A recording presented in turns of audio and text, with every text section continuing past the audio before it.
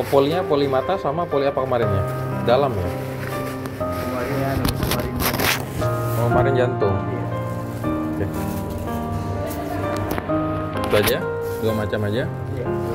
Iya.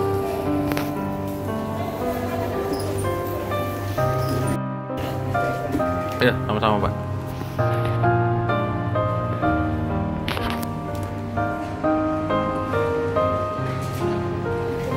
Kasihan Bapak ya.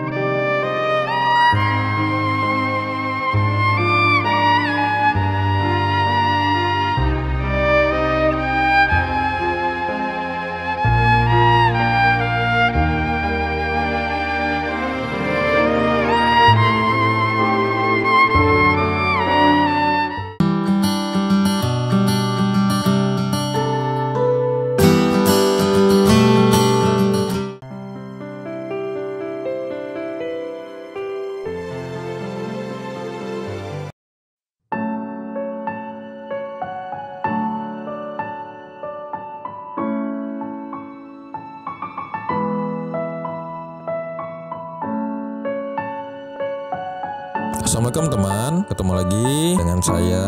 Kali ini saya bersama Jainal dan juga bersama Putu. Kami bertiga dalam perjalanan ke rumah pasien. Jika teman-teman ingin mendukung kegiatan saya, jangan lupa untuk subscribe, like, dan komen, serta share ke media sosial. Ikutin saya terus ya teman, terima kasih.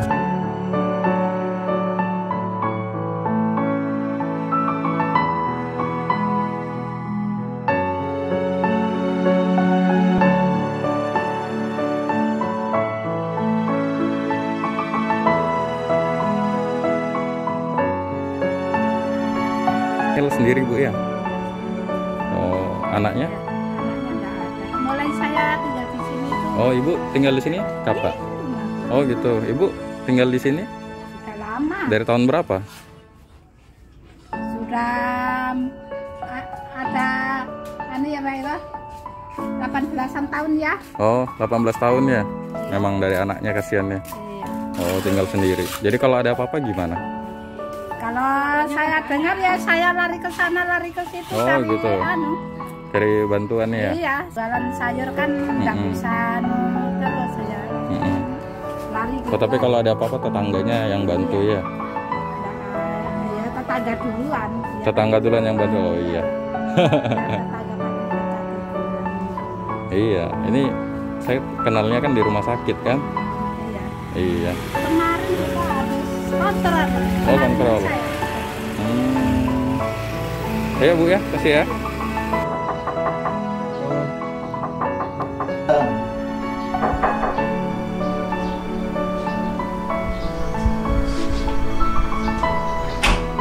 Halo, Pak Ismail.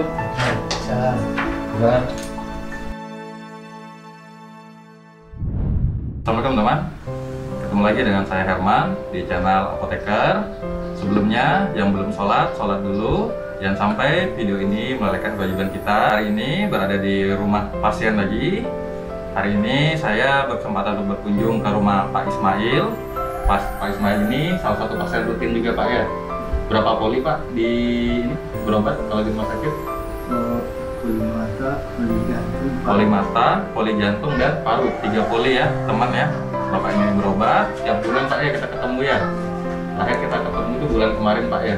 Nah, oke, jadi kedatangan kami ke sini Pak, ini kebetulan rumah ketiga. Kami ingin mengecek obat Bapak. Selain itu kita juga nanti ada sedikit berbagi kebahagiaan dengan Pak Ismail ya. Nah, sebelumnya boleh saya lihat dulu Pak obatnya Pak.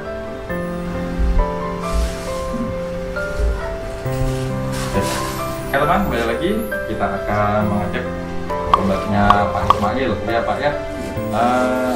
Oke, kita cek. Jadi sebelum kesini saya mengecek dulu obatnya Pak Ismail itu apa-apa aja yang diresepkan oleh dokter. Setelah itu setelah saya dapat datanya itu apa aja, baru saya ke rumah Pak Ismail ya. Kita lihat.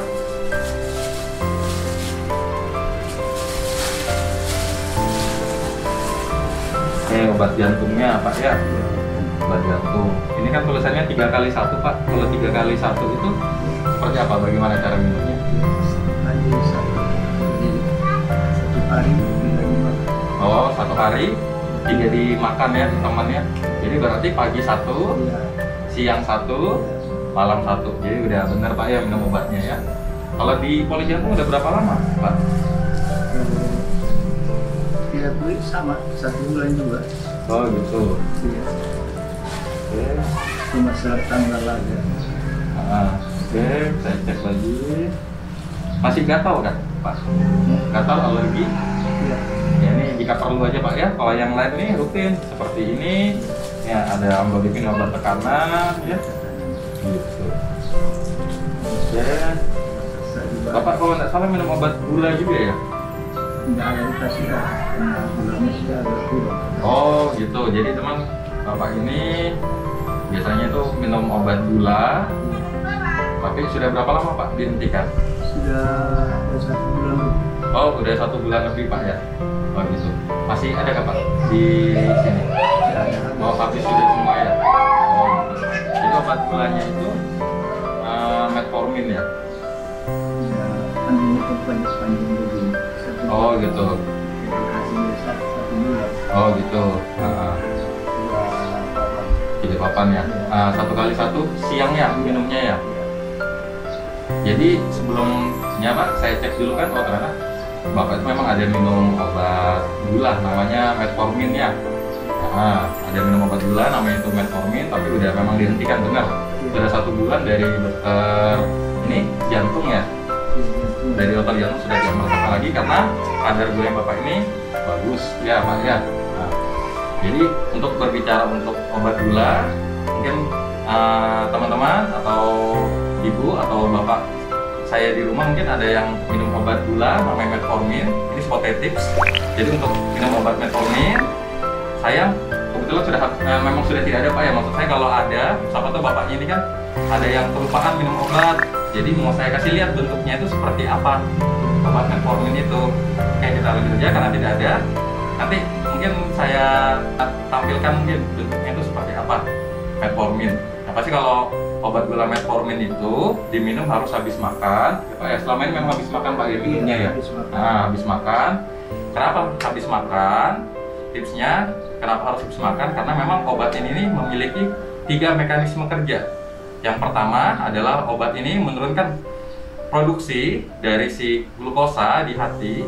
Yang kedua, obat ini menurunkan absorpsi. Absorpsi itu penyerapan di usus Pak ya. Jadi ketika segala macam makanan, obat itu pasti diserap itu di usus, kemudian diedarkan ke seluruh tubuh.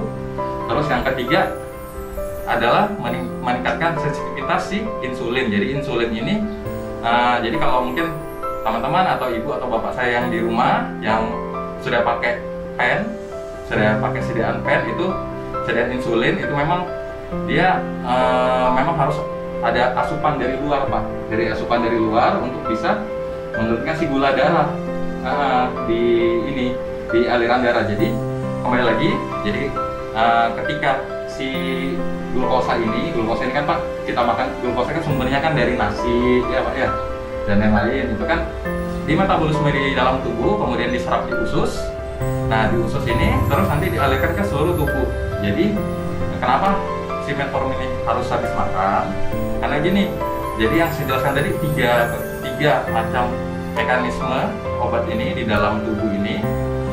Terutama itu yang dia meningkatkan sensitivitas si insulin. Jadi ketika si glukosa ini masuk ke dalam darah, nah terus kemudian dia itu tubuh ini akan memberikan kode kepada di sel beta pankreas itu untuk menghasilkan insulin. Nah insulin inilah yang berguna untuk sebagai transportasi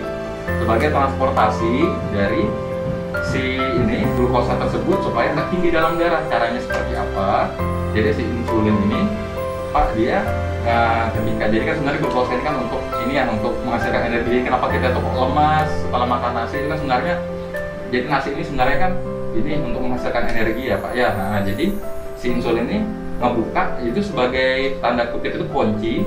Jadi dia itu kunci untuk supaya si sel ini bisa menyerap, bisa mengaktifkan dari transporter glukosa. Jadi dia di aliran darah kan ada glukosa yang tadi saya ceritakan, ada glukosa di aliran darah, kemudian dia ambil dia buka kuncinya, jadi diaktifkan transporternya glukosa ini. Jadi si glukosa yang dari aliran darah itu masuk ke dalam sel menghasilkan energi, makanya kita bisa kuat atau apa. Nah, kenapa itu harus habis makan? Seperti itu alasannya teman-temannya. Jadi kembali lagi saya ingatkan untuk teman-teman, bapak saya, ibu saya yang di rumah yang sekarang lagi mengonsumsi obat metformin harus habis makan, tidak boleh sebelum makan ya Pak ya. Nah, tapi alhamdulillah sebulan ini Bapak sudah ada minum obat itu Pak ya, karena sudah ini ya, sudah kalau sudah rendah. Kalau kemarin terakhir berapa Pak ngeceknya Pak? 104 ya. Terakhir ngeceknya kapan? Waktu bulan itu ada yang 200, Oh gitu. Kalau saya cek gulanya Bapak nggak keberatan ya? Nggak keberatan Pak ya. Cek gula darah Bapak Ismail karena memang terakhir 2 bulan yang lalu ya. 2 bulan yang lalu, jadi kita akan mengecek lagi teman. Jadi saya akan mengecek menggunakan nama alatnya itu AutoCheck. Jadi alat ini sederhana, penggunaan itu gampang aja, jadi siapapun bisa menggunakan. Nah, jadi sebenarnya alat ini cuma sebagai screening awal. Jadi ketika misalkan di rumah itu hasilnya gula darahnya tinggi Pak ya, nah, jadi kalau untuk puasa itu memang kadarnya itu ini berdasarkan saya dapat dari Kemenkes, referensinya itu kurang dari 100 mg per desiliter kalau puasa begini ya Pak ya. Nah, tapi kalau misalkan sudah habis makan itu memang di antara 140 sampai 180, kurang dari itu Pak ya. Nah, kadarnya ya. Nah, kalau sudah habis makan 2 jam kan serta-merta nanti setelah menggunakan alat ini terus misalkan langsung memutuskan untuk langsung minum obat gula, tidak boleh ya. Jadi kalau walaupun ini tinggi, ini kan saya bilang di awal tadi, ini kan screening awal aja Pak ya. Nah, jadi ini saya menggunakan alat AutoCheck. Jadi ini memang kalau menurut saya sih sudah bagus alatnya. Jadi ini buatan Jerman, kamera bisa mendekat, ini buatan Jerman. Oke, ini buatan Jerman, sudah ada izin edarnya. Jadi untuk mungkin teman-teman yang di rumah yang ingin juga beli alat ini bisa nanti menghubungi saya. Nanti akan saya taruh harganya berapa di kolom deskripsi. Jadi keuntungan dari penjualan ini akan saya gunakan untuk beli sembako untuk pasien-pasien yang saya datangi rumahnya. Oke teman-teman ya, Pak ya. Kita sekalian unboxing ya teman-teman ya. Ini masih tersegel, kita sekalian unboxing.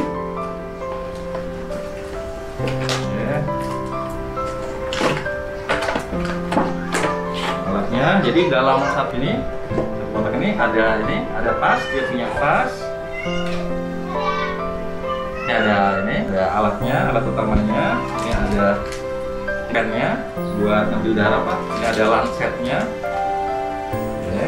Ini ada sebelum kita tes ini kita masukkan dulu di alatnya. Ini pembaca kodenya. Dan ini langsung sekaligus ada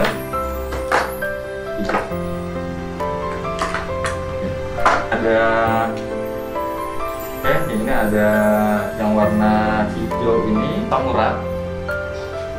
Terus yang ini untuk glukosa dan tentunya yang ini kolesterol ya teman ya. Untuk harga sendiri untuk di Bontang itu saya jual 330.000 sudah sekaligus ongkirnya, sudah terima bersih di rumah. Dan untuk di luar Bontang saya jual 360, itu udah termasuk ongkir ya temannya. Kalau ada yang berminat, kembali lagi saya bilang keuntungan dari penjualan ini akan saya gunakan untuk membeli sembako untuk pasien-pasien yang saya kunjungi rumahnya Pak ya. Kita cek Pak ya, Bang caranya. Jadi sebelum menggunakan jangan lupa untuk melepaskan dari si plastik ini. Jadi plastik ini untuk menghalangi supaya baterai itu ini cepat habis.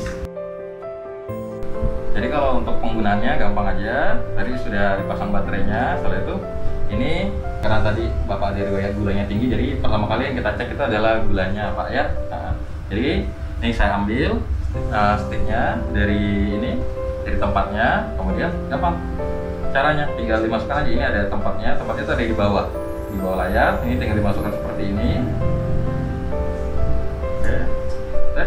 Oke, udah masuk, dia langsung begini. Ada tulisannya gluko.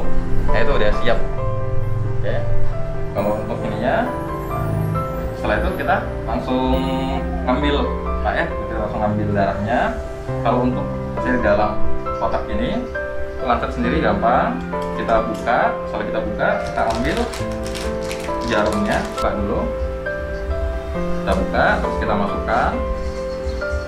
Setelah itu kita masukkan penutupnya, terus kita putar sampai terbunyi klik. Oke, sudah siap. Ini kita tarik dulu ke atas. Ya, tombol ketika sudah nempel di tangan ini kita tekan ya. Oke, tekan ya. Bismillahirrahmanirrahim. Nah, ini sudah. Oke, setelah itu kita tampung. Nah, ini sudah, dia langsung ngebaca. Ya udah ngebaca 5, 4, 3, 2, 1. 100, hasilnya itu 138 Pak ya. Agak naik Pak ya, agak tinggi sedikit Pak ya. Nah, seperti itu ya. Naik sedikit. Jadi kalau saran saya, jadi jangan Bapak tahu hasilnya itu langsung Bapak minum obat, tetap nanti konsultasi ke dokter Pak ya. Ya. Gitu. Nanti biasanya kalau di rumah sakit, kalau Bapak bilang aja nanti keluarnya saya seperti gula saya tinggi, saya ukur pakai alat di rumah 138 mg per desiliter kan harusnya kan 100 Pak, di bawah 100 Pak ya. Nah, kalau pas puasa kan beda-beda. Jadi nanti biasanya dokter tuh akan menyuruh Bapak ambil darah lagi di laboratorium ya. Langsung puasa kalau mau puasa. Iya, mungkin tinggal dorong aja begini, ditekan aja, tekan sini. Ya, sudah. Jadi yang kedua saya akan mengukur asam urat. Jadi kalau asam urat kita masukkan dulu pinnya, tapi kalau untuk glukosa cek gula itu enggak usah. Ini berlaku untuk dan kolesterol. Kita masukkan dulu pinnya. Jadi biar ngebaca kodenya. Oke, UA.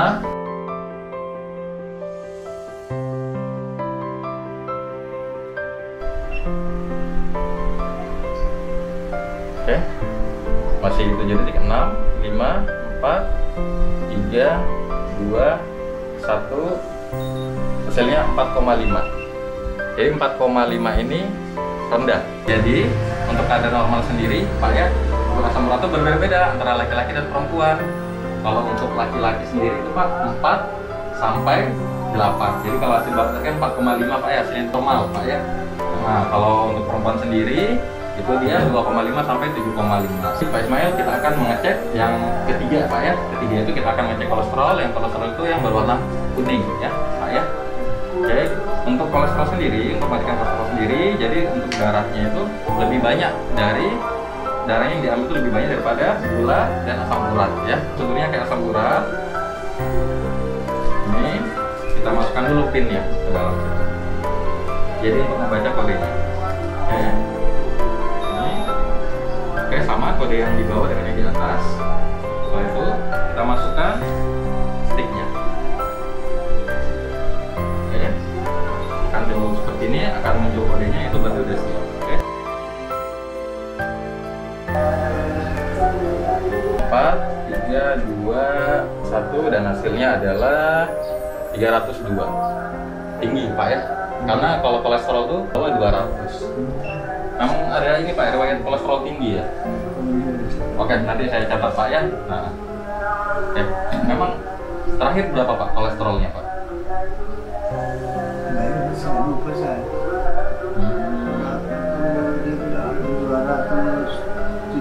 270 ya. Memang normalnya itu adalah di bawah 200 Pak ya. Oke Pak Ismail ya. Tadi kita sudah ngecek asam uratnya Bapak, gula Bapak, terus juga kolesterol Bapak ya. Jadi kesimpulannya itu dari 3 yang kita tes ini ternyata Bapak itu tinggi dan juga kolesterol Pak ya. Nah jadi untuk saran saya itu Pak Ismail nanti bisa berobat ke puskesmas ya, puskesmas dulu nanti Bapak kasih tahu aja hasilnya itu dari menggunakan alat ini Pak ya, kembali dan nanti dokter yang akan memutuskan apakah Bapak minum obat kolesterol dan gula Pak ya. Jadi tidak boleh langsung minum obat begitu ya untuk teman-teman yang di rumah. Jadi untuk kasus mungkin ada yang sama dengan kasusnya Pak Ismail. Jadi kalau Pak Ismail ini obatnya sudah habis ya, ternyata pas dicek itu gula dan kolesterol tinggi. Jadi tidak boleh langsung apotek beli obat kolesterol dan gula terus minum obatnya Pak ya. Tetap harus kembali ke dokter konsultasi. Beda kasusnya misalkan Pak Ismail ini dapat obat 1 bulan, terus Pak Ismail ingin mengecek, mungkin seminggu setelah dia kontrol di rumah sakit, dia cek gula darahnya ternyata tinggi, kolesterolnya tinggi, terus dia lanjut minum obatnya, nggak apa-apa. Dan juga teman-teman di rumah kalau misalkan dia juga tidak boleh, misalkan sudah konsultasi ke dokter, terus dicek kembali mungkin sekitar seminggu atau 2 minggu ternyata rendah, turun dari kadar kolesterol dan gula, terus memutuskan tidak minum obat, tidak boleh ya, harus kembali konsultasi ke dokter ya. Semuanya harus kita kembalikan ke dokter penanggung jawab. Oke teman ya. Terus tadi sudah kita cek gulanya, terus kita lanjut ke konsultasi masalah obat. Jadi Bapak selama ini berapa tahun Pak minum obat begini? Sudah lama ya Pak Ismail, sudah lama minum obat ya. 2006, berarti sekarang 2020, berarti sekitar 11 tahun ya temannya. Nah itu ada masalah nggak Pak? Misalkan Bapak ada gatal kah? Terus ada misalkan Bapak minum obat tensi juga, terus ada batuk-batuk, karena memang beberapa obat kanan itu efek sampingnya itu batuk ya. Tidak ada ya. Jadi kalau misalkan teman-teman di rumah seperti itu, ada misalkan salah minum obat itu terutama golongan ACI inhibitor itu kaptropil, sama kaptropil itu kalau habis minum obat itu terus terasa batuk, itu konsultasi ke dokter ya, itu memang efek sampingnya ya. Nanti dokter memutuskan apakah mengganti obat atau seperti apa ya. Tidak ada Pak ya. Alhamdulillah Pak Ismail ini tidak ada masalah ketika minum obatnya, tidak ada alergi atau efek samping Pak ya. Oke, itu Pak ya. Kita boleh sedikit sharing nggak Pak ya? Nah, kita sharing, Bapak mungkin mau sharing cerita Pak ya. Tahu kakinya kalau nggak salah diamputasi ya Pak ya? Oh gula, gara-gara gula kemarin. Boleh saya lihat Pak yang mana diamputasi? Kamera mungkin bisa dekat. Oh yang ini Pak ya? Oh ini. Oh gara-gara gula Pak ya? Jadi Pak Ismail ini diamputasi kakinya gara-gara gula Pak ya? 2005 Pak ya? Oh gitu. Jadi mungkin awalnya tidak tahu kalau gulanya tinggi Pak ya? Oh di ini ya, di rumah sakit. Oh gitu. Diamputasi Pak ya. 2005, 15 tahun yang lalu. Karena sekarang 2020. Dan juga saya dengar dari tetangga Bapak ada punya anak Pak ya, hidup sendiri di sini ya? Ada tapi jauh Pak ya. Jadi memang benar-benar kalau ada apa-apa gimana Pak? Pak tetangga yang bantu, tetangga Pak ya? Saya ada sepupu tetangga juga ya yang bantu Pak ya. Gitu. Terus kalau istri udah lama meninggal Pak ya? Udah meninggal, sama-sama juga mau anak. Oh gitu. Oh gitu, nggak cerai ya. Jadi memang Pak Ismail ini hidup sendiri ya Pak ya. Kalau memenuhi kebutuhan sehari-hari kan pastikan Pak ya, dengan kondisi Bapak seperti ini kan mungkin tidak bisa lah untuk bekerja kan Pak, untuk mencari nafkah itu gimana Pak dari makannya? Saya dikasih orang di masjid, saya dikasih dua orang di masjid. Oh gitu ya. Alhamdulillah Pak Ismail ini ada orang kesini Pak ya, ngasih orang. Jadi memang Pak Ismail ini saya sering ketemu di Masjid Al-Hijrah sini Pak ya. Jadi teman-teman kalau ada yang ketemu Pak Ismail bisa lah sedikit berbagi rezeki pada Pak Ismail, karena mungkin dengan video ini teman-teman tahu kondisi Pak Ismail seperti ini ya Pak ya. Dan juga saya dengar alhamdulillah dari dinas sosial juga rajin mengantarkan ke rumah sakit Pak ya. Pak ya, karena saya dapat info juga seperti itu.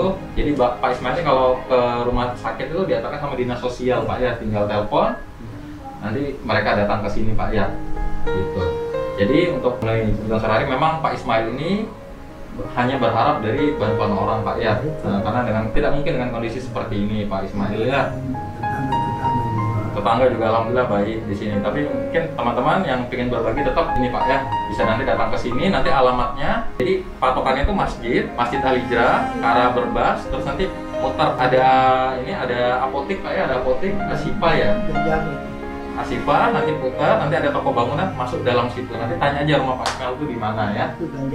Nah, sini untuk mengantarkan sumbangan atau ingin berbagi rezeki atau ingin berdonasi ke rumah Pak Ismail ya Pak ya. Ya. Gitu. Nah, cukuplah Pak Ismail ini terbebani dengan penyakitnya beliau, dengan kondisi fisik beliau seperti ini karena penyakitnya. Mari kita sedikit ringankan beban ekonomi dengan cara berbagi rezeki dan berdonasi kepada beliau. Untuk teman-teman bisa menitipkan kepada saya, nanti saya taruh di kolom deskripsi nomor rekening saya. Jangan lupa kode unit 3. Jangan lupa jika teman-teman ingin berdonasi misal 50.000, jangan lupa untuk transfer 50.000 3 ya Pak ya. Itu 3 itu adalah kode unik untuk Pak Ismail Pak ya. Jadi Pak Ismail ini kebetulan ada tengah dari kebetulan yang memberikannya adalah atasan saya di rumah sakit dan beliau tidak mau disebutkan namanya. Pak ya, ini bukan punya saya cuma menyampaikan amanah ini dari beliau ke Bapak untuk bisa diserahkan ke Bapak ya. Pak ya, mohon diterima Pak ya, saya berikan ke Bapak. Saya mohon maaf. Dan juga ini juga ada sumbangan Pak ya. Dan ini dari teman unit saya di farmasi, di apotik rawat jalan, ini ada juga menitipkan ke Bapak Pak ya. Semoga Bapak bisa meringankan beban ekonomi Bapak dan juga Bapak bisa bahagia. Juga ini dari saya Pak ya. Pak ya, saya minta doanya supaya saya makin banyak rezekinya, makin sering ke rumah pasien lagi dan berbagi sedikit kebahagiaan kepada pasien. Saya minta doanya Pak ya.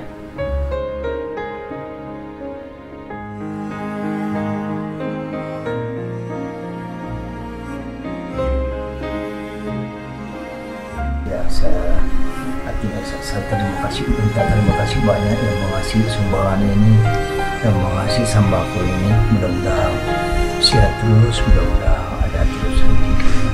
Amin ya rabbal alamin.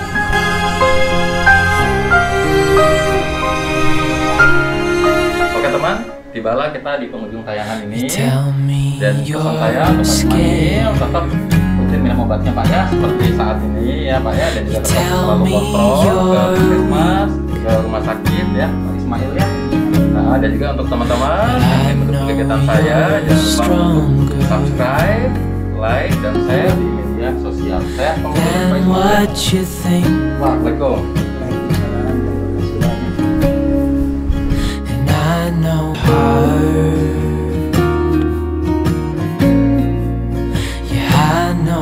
It's rough,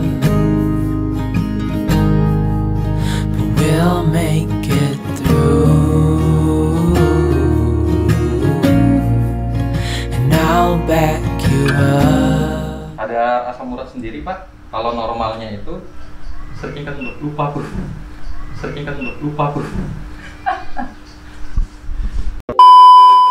Nah, dan kan